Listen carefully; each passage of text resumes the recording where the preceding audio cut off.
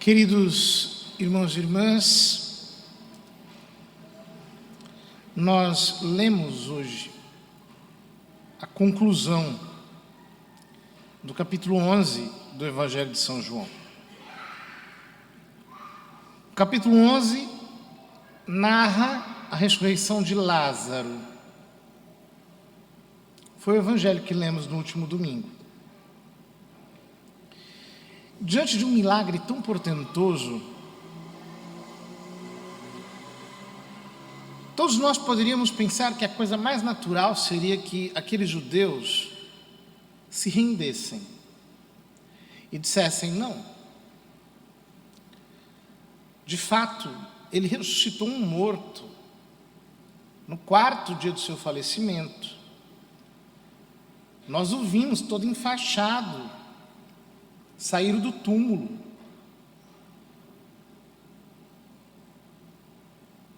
Ele é o Messias.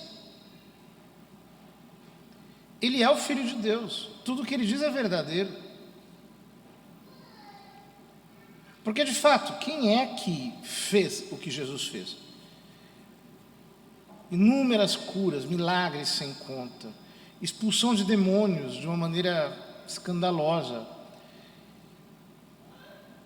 Ele andou sobre as águas, ele mandou que a tempestade parasse e ela parou. O Evangelho nos relata, além da ressurreição de Lázaro, a ressurreição de outros 2 mortos. A filha de Jairo, o filho da viúva de Naim.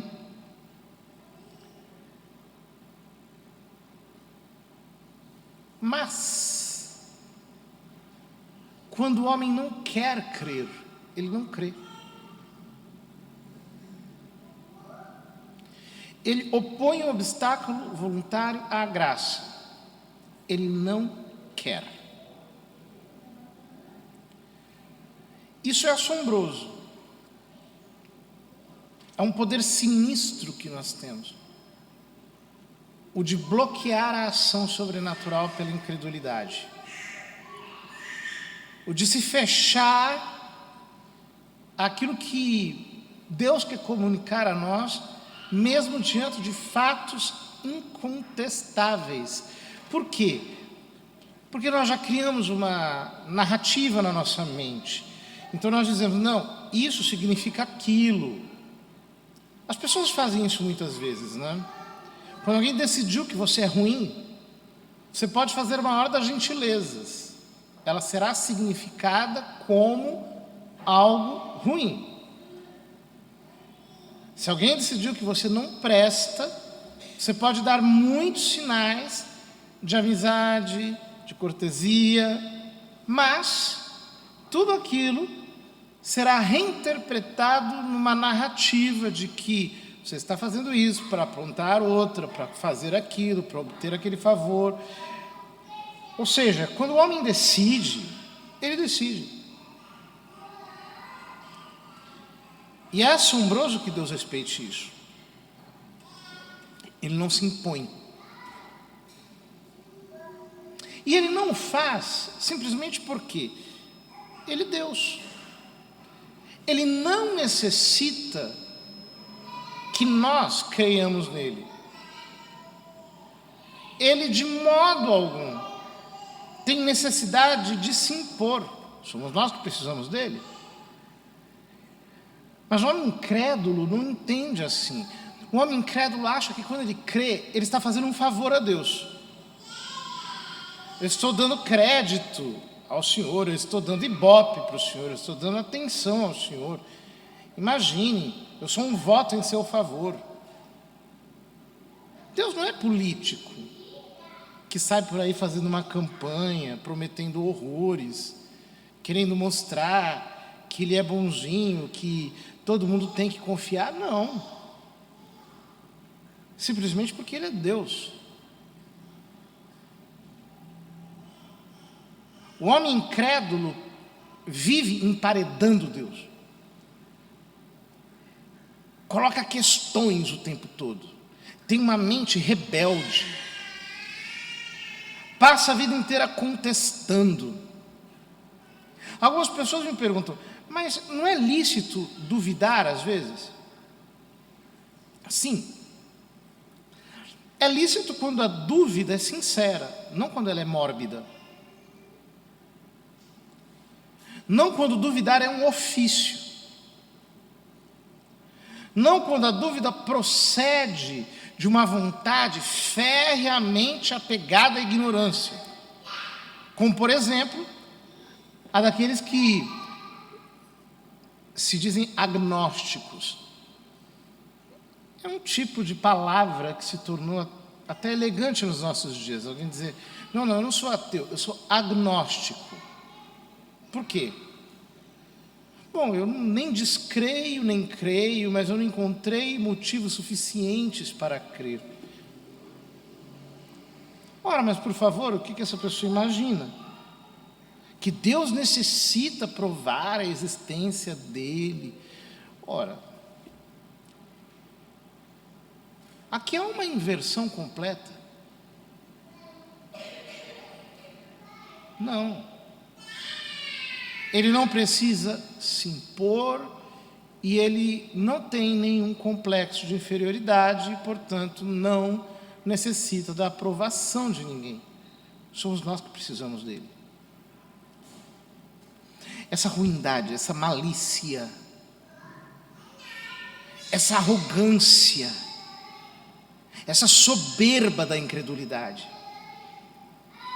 é o que faz com que o incrédulo se sinta importante na medida em que ele se esquiva da verdade. Então encontra mil e uma justificativas, querendo provar uma coisa ou outra, mas Deus não é uma fórmula lógica. Eu não posso provar a sua existência, por exemplo, através de uma fórmula lógica. Existem muitos personagens na história cuja existência é discutível até hoje. Por exemplo, Sócrates. Ninguém sabe se Sócrates existiu ou não. Simplesmente é um mistério. Assim como outros muitos personagens cuja existência é contestável. E a gente não consegue provar isso apenas por lógica. Quem existe, existe. Mas a pessoa que se encerra num círculo vicioso mental e diz assim, olha, aquilo que eu não posso conhecer não existe, é simplesmente tola. Porque é evidente que os objetos a serem conhecidos ultrapassam incomensuravelmente a minha capacidade de conhecer. Por exemplo, eu não conhecerei o que acontecerá no dia depois da minha morte, e, no entanto, ele existirá. Assim como eu não conheço agora o que está acontecendo em outro lugar, porque lá não estou, e, no entanto, aquilo existe. Essa aversão e até esse ódio, aquilo que ultrapassa a nossa capacidade de conhecer, é o que caracteriza a arrogante rebeldia do homem moderno,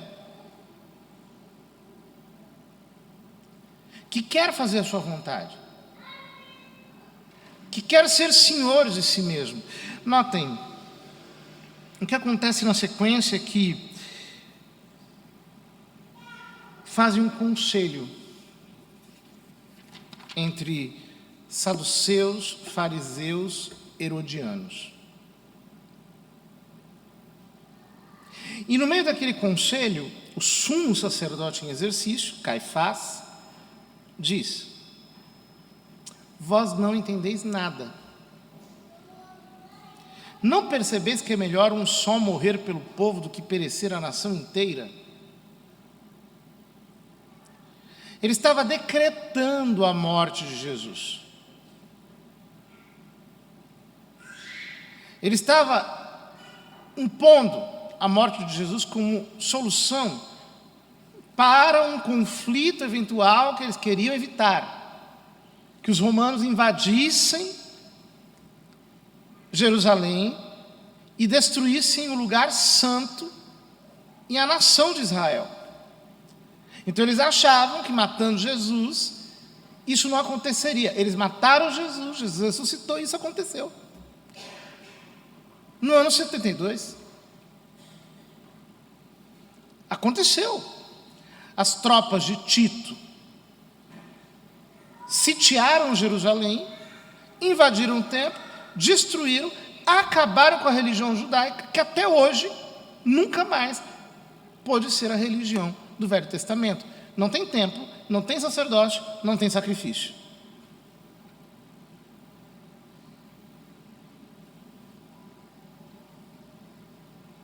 Mas o mais interessante é que nessa velada sentença de morte, São João faz um comentário que a mim me parece uma das coisas mais impressionantes do Novo Testamento.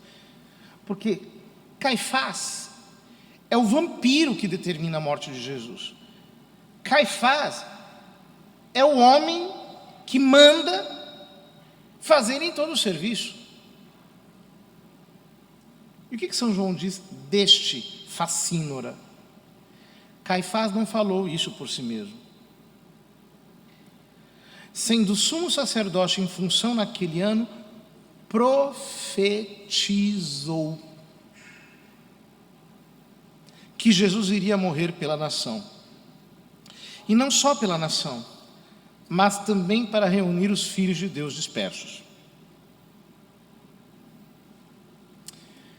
Isso realmente é chocante, porque São João mostra que, ao mesmo tempo em que Caifás é o vampiro que decide a morte de Cristo, por ele ser o sumo sacerdote em exercício aquele ano, ele profetizou. Deus falou através dele. Será que pode haver uma autoridade pior do que aquela que decide condenar Cristo?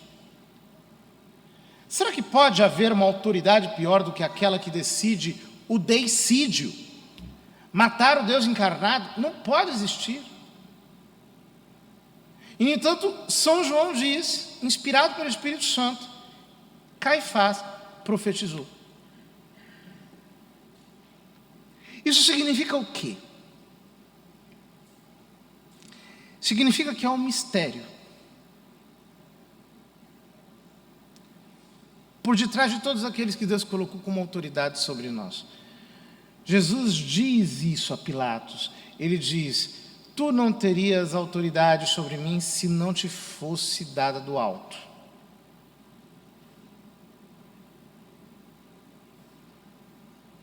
É por isso que um cristão não é revolucionário. Ele não tem a rebeldia de um revolucionário. Ele não tem em sua alma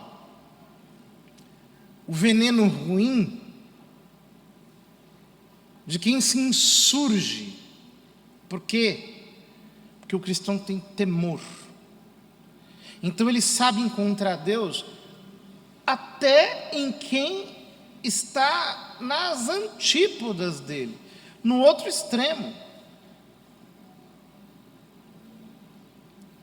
São João diz que Caifás profetizou.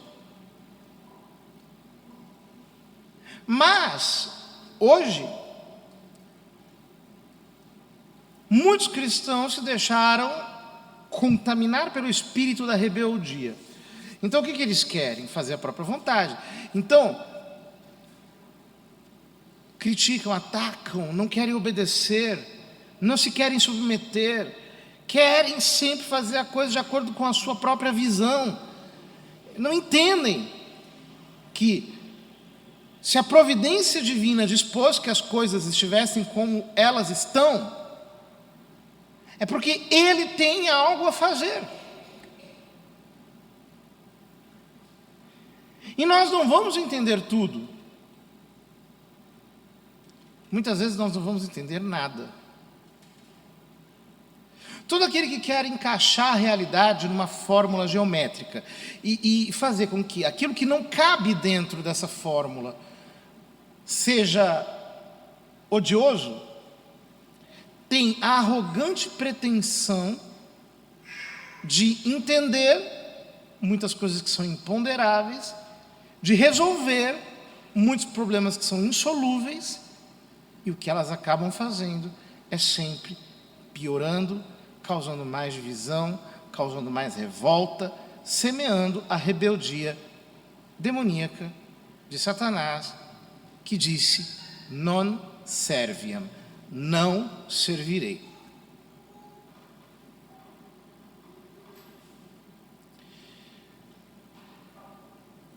Queridos irmãos, os cristãos viveram em tempos nos quais eles eram governados pelos imperadores romanos. São Paulo nos diz que eles oravam pelas autoridades. Imperadores que martirizavam, talvez, as suas próprias famílias.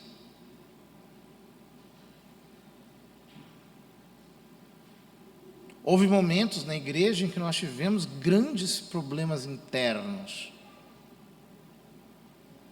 na fé e na moral. Os santos sempre tiveram reverência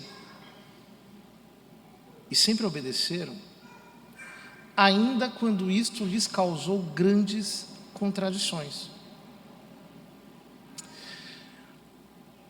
São Francisco de Paula era um leigo e um homem muito santo, um místico. Operava milagres de uma maneira assim estupenda. Ele quis fundar uma ordem que vivesse em regime quaresmal. E o seu anseio de humildade era tão grande que ele não se julgava digno de estar entre os frades menores. Então ele criou a ordem dos frades mínimos, que são menores que os menores. Ele vivia no sul da Itália, num terreno que era dos seus pais, morava num pequeno eremitério, dali ele não saía. Mas como ele era um grande taumaturgo, o rei de França pediu que ele fosse lá curá-lo de uma doença. Ele disse: jamais, eu nunca vou sair daqui para a França. Aqui é o meu lugar. Deus me livre. Entrar numa corte, num palácio, nunca. O rei da França mandou uma carta ao Papa, pedindo que o Papa mandasse São Francisco de Paula até Paris. Na época a viagem se fazia a pé. O Papa mandou 2 cartas. A primeira carta mandando em nome da Santa Obediência que São Francisco de Paula fosse à França.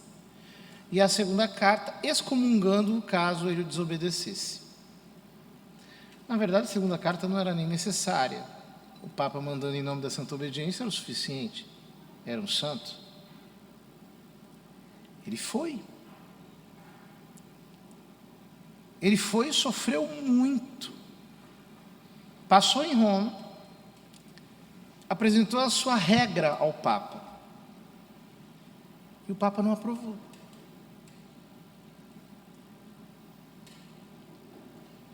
O que ele fez? Aceitou. Foi para a França e morreu lá. Nunca mais voltou à sua terra. Quando os calvinistas em Genebra invadiram as igrejas católicas, eles pegaram o corpo de São Francisco de Paula, queimaram e jogaram as cinzas no rio, para parar com as peregrinações ao seu corpo. Tudo por quê? porque ele obedeceu. Mas os cristãos do século XXI são melhores do que São Francisco de Paula, fazem mais milagres, são muito mais espirituais, são mais místicos.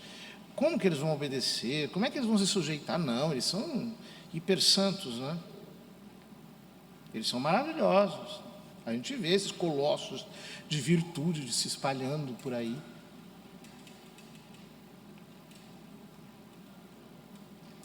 Nós temos que ter um olhar sobrenatural sobre aqueles que Deus colocou sobre nós como autoridades, seja em quais forem os círculos. Temos que ter um olhar sobrenatural. Cada um de nós está cumprindo uma função no plano da divina providência.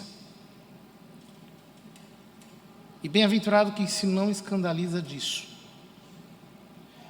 Quem é capaz de ter um olhar tão sobrenatural como São João e diz: Caifás profetizou porque era o sumo sacerdote naquele ano. Eles perseguem Cristo, Nosso Senhor é obrigado a se esconder, e todos se perguntam: será que ele vem ou não vem para a Páscoa? Será que ele vem ou não vem para Jerusalém? Será que ele vem ou não vem? Amanhã é domingo de Ramos. Ele vem. Ele vem a Jerusalém. Vem para morrer por nós. Ele não se esquiva. Porém, a sua coragem, o seu amor à cruz, a sua decisão de morrer pela nossa salvação, de ir ao encontro do sofrimento, era um mistério para quem não era capaz de crer. Que o Senhor nos faça penetrar nesse mistério da alma sacerdotal de Cristo, dessa sua oblação interior, e nos faça perceber que muitas vezes aquilo que parece muito ruim aos nossos olhos é apenas uma fase, um estágio, para que Deus manifeste a sua glória e nos conduza à perfeição.